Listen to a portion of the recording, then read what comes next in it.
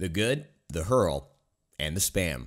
Welcome back, ladies and gentlemen, to another episode of Raynday Gaming. Today I'm talking about none other than Paladins' latest champion, DREDGE, and some of the things that people love the most about him, and also some of the things that people hate. Overall, DREDGE brings a ton to the Paladins roster, that can't be denied. He is one of the coolest characters that has entered Paladins ever, and he's a pirate, and he's awesome. It's a really nice feature, and I think this is going to be great for the roster in years to come. But right now, where does he stand? What are the most frustrating things about him? What is the community saying, at least from what I can gather, and what are the things that they're really loving about him and want more of? Today, we're going to talk a little bit about that and go into what I think needs to change from DREDGE, what is just not working on DREDGE, and what I hope can eventually be more of a marquee feature for DREDGE. First off, I think I like the most DREDGE being just this great champion who is really unique in the Paladins universe. A pirate claimed by the Abyss, that's a pretty dope idea, and I think this is one of the, if not the best artist done characters in all of Paladins. I think Furia is really close as well. Pretty much all of our latest artwork for the characters that we've put out has been fantastic, and I think that that is something that gives credence to players knowing they're going to get a high quality product no matter what the playstyle is. It's going to look, it's going to feel, it's going to add to the depth of Paladins. I think DREDGE does that very, very well while continuing the story after they were at Dragon's Landing of kind of the lore and what's going on with Paladins right now in the realm. DREDGE is a blaster, so he fits in with Drogoz and Eevee and Bomb King, all of these really iconic champions, and people are very excited to have a champion like that in the roster of Paladins. Again, just to flesh out the role, because there's only 4 or 5 of them. I think you had Willow, and that's pretty much it. So DREDGE adds that really nice component of uniqueness and adds some extra variability if you are a blaster main in this game. However, this is where things get a little rough. You take a look at DREDGE, and the way that people are playing him doesn't really revolve around his blasting AoE mechanic.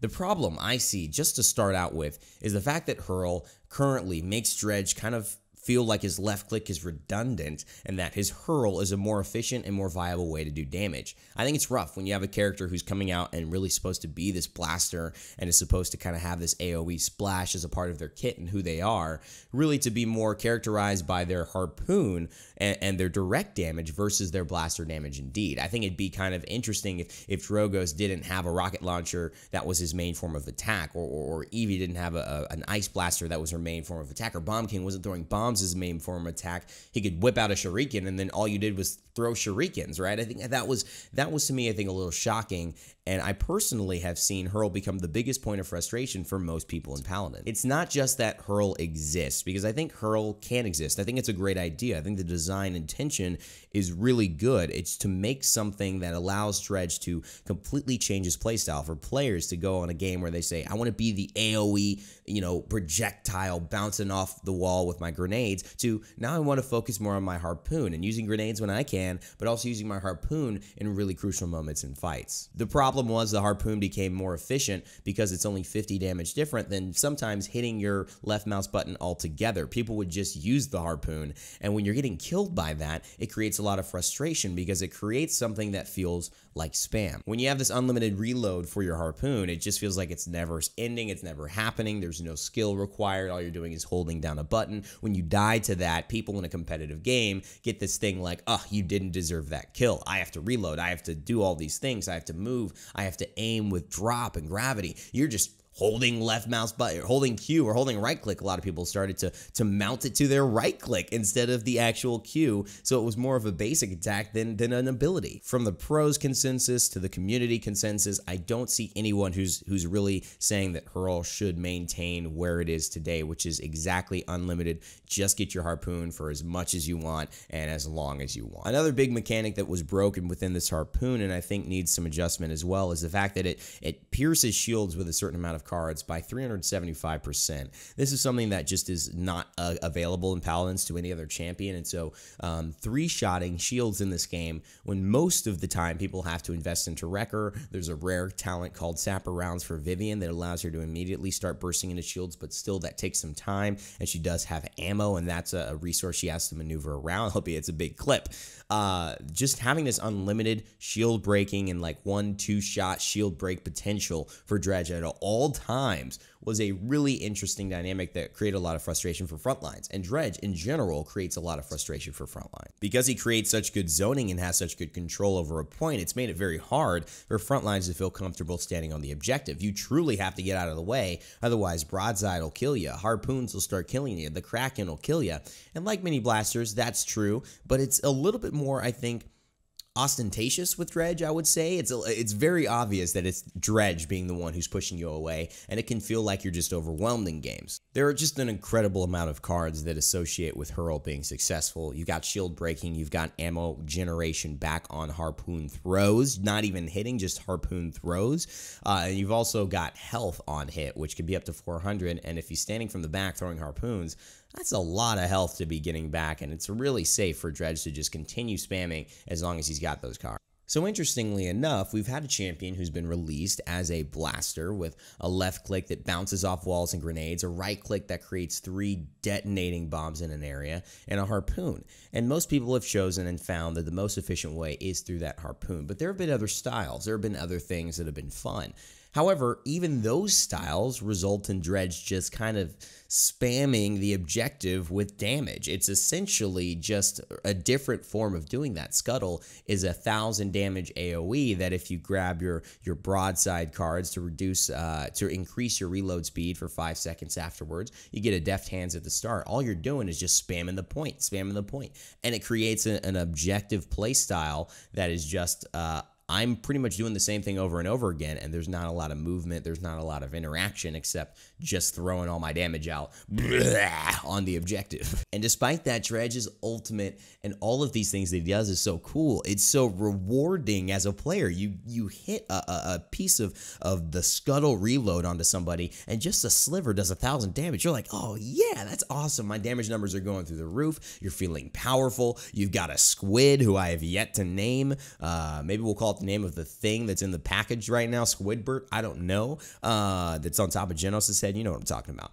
But honestly, it feels really rewarding, but as a player to play against it, it feels really devastating, and it feels like a weight that's just constantly pushing on your shoulders, and it's given Paladins, as far as the objective fights, a very different feel. No, I'm not saying this like, oh, you've changed, Evan, you're a new guy, who are you, you know? I was like, I can't even have dinner with you anymore, you're so posh. I don't know what that would even mean, but I'm just saying that the idea is, it's not that it's really changed the way Paladins is played or looked at, in my opinion, but it has changed the way that in times you do have to play around. He's definitely an X factor that if you do ignore, you will die.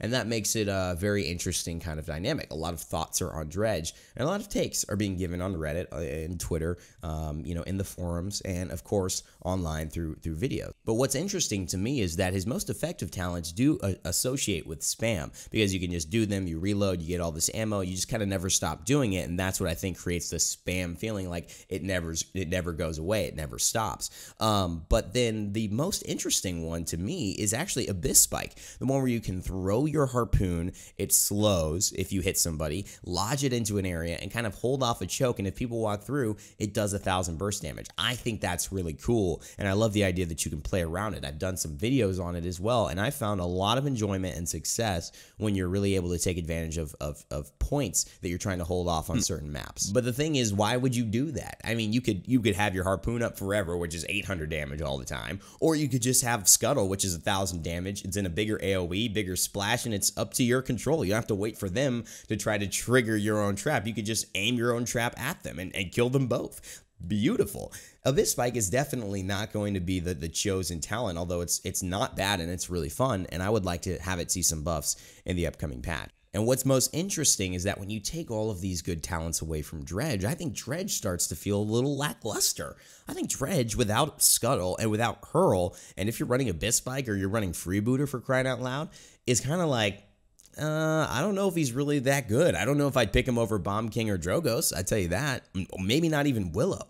And so that's the thing. And to me, that shows maybe the core of what the issue is. Maybe Dredge's viability needs to come up on a base level. And maybe his projectiles, which I find incredibly hard to hit and guarantee hitting. It's almost like I'm praying that those will bounce and hit you, or I'm getting lucky that they do hit you. Very hard to control, especially up close and from afar. And that mid-ram, everywhere it's hard to hit. If you can find those moments where Dredge's abilities feel a little bit more reliable or a little bit more effective by themselves. And then the efficacy of some of these talents come down from being must-haves, must-picks, or else you'll never win a dredge 1v1 or you'll never be viable and competitive, to more of here's an adjustment to augment what is already good. Then we might see some success. An example of that might be making dredge's projectiles a little bit bigger, maybe traveling a little faster, maybe less drop, and then maybe increasing the hitbox size, right? Like I said, that was the first thing in saying bigger. And then maybe bringing down some of the damage of Hurl. Maybe the harpoon, when you choose Hurl, hits for 600 instead of 800, maybe 500, and then you have it all the time. So you're taking much less damage, but you're having the ability to spam it all the time. Scuttle as well. Maybe it just has some fall off damage. All of these things, I think, if you then allow maybe the base reload to then do more damage and not be such a singular hit, can help to allow Dredge to feel good by himself and better and different with his talents. That, to me, is really where I think Dredge has the potential to go, and I'd like to see him go over these next few months as he gets some tweaks and some changes and some balance adjustments, rather than relying so heavily on his playstyle for those talents. Now, you may be thinking in the comment section below, what about Drogos? What if you just took away Combustible? That's kind of how he always plays. Sure, but I think Drogos with Worm Jets is way better than a Dredge, just without any talents.